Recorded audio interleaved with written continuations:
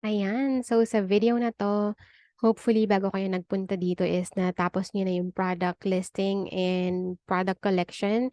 Gagawa tayo ng pages. And ano ba yung mga pages na ilalagay natin dito? Nandito yung mga legal pages, FAQs, or kung ano pa yung mga business pages na gusto nyong i-add dito. Contact, nandiyan na siya, naka-default na siya. Ilalagay mo lang dito yung contact information kung gusto mo and make sure na gagamitin mo yung contact na template. And okay, test number. If you wanna be contacted via phone number, ilalagay mo yung phone number mo. Kunwari ganyan. And I'm gonna show you the difference of using the contact template and yung default na page. Okay, save natin to. Let's view it. Kapag ginamit natin yung contact na template, eto yung mag-a-appear. Okay, kita mo yan? Ganyan siya. Default to. And nandito yung nilagay mo na contact information. Pero if you don't wanna use this default page lang, wala siyang ganun, hindi mag-a-appear ngayon yung o 'di ba, wala siya. Nandito lang yung contact number mo, pero hindi sila makakapag-send ng message sa'yo via yung field na nandun kanina. So, it's better if gamitin natin yung contact. Alright, so ano pa ba yung mga pages na gagawin natin? Kung meron kayong FAQs, puwede niyong ilagay dito. So, tignan natin dito sa ano natin, mag-a-add tayo ng FAQs. 5 questions lang naman kunwari, FAQs. And what is the importance of FAQs, guys? For example, may mga questions si customer na hindi nasagot dun sa product description. Meron pa siyang additional na questions. Kapag nag-visit sila ng FAQs nyo at nasagot dun yung question, edi magpo-proceed na sila sa pag-checkout. Pero provided na wala kang FAQs. Gagawin ngayon ni customer is mag-e-email or magcha-chat siya sa inyo. What if wala ka namang active na email or sasagutin mo lang sila after 2 hours or 30 minutes? Na instead, kung meron ka ng FAQs at nasagot na dun sa FAQs mismo, agad-agad magpo-proceed na siya sa checkout. Pero kapag ganong instance na wala kang FAQs, mag-aantay si customer, right? Hindi mo alam kung anong pwedeng mangyari sa loob ng 2 oras. So, puwedeng nag-check-out na siya sa iba, naghanap na siya ng iba kasi badly ano na siya, eh, decided na siya na bibili na siya tapos hindi pa available sa'yo kasi nga meron pa siyang gustong malaman na feature or something. Eh, di sa iba na lang siya maghahanap, 'di ba? So, parang you're turning someone away from a sale.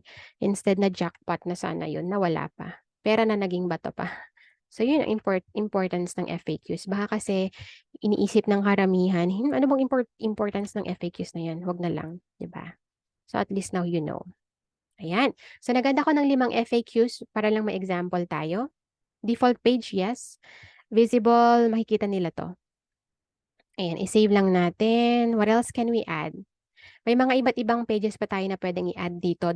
Yung legal pages like yung policies and mga terms and conditions.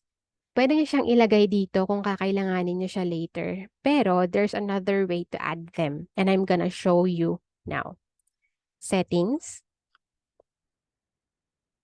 policies. Ayan. Eto, meron tayong template ni Shopify niyan, pero you wanna make sure na babasahin niyo lahat 'to kasi kailangan niyong i-edit lahat ng kailangang i-edit. For example, ayaw mo naman pala na ito yung magamit na email address, kailangan mong palitan. For example, hindi naman pala 14 days yung cooling off period or kung ano man yung about sa refund and all. Papalitan niyo siya based dun sa preference or dun sa rules or policies ng client store or nung business. So, after mo mag-create with template, ganito kanina siya, di ba? Create from template. Replace with template. Okay? Gagawin nyo lang yun kapag walang existing na page si client or yung store for this kasi mare-replace po yun. Okay? Be careful sa paggamit ng replace with template. Kung hindi kayo sure, i-copy paste mo na lang 'to. I-copy mo na lang 'yan lahat. Naka-save 'yan kanina, 'di ba? Balik ka dun sa pages. I-add mo na lang dito. Ayan. That's another way. Ano ba to kanina? Return and refund.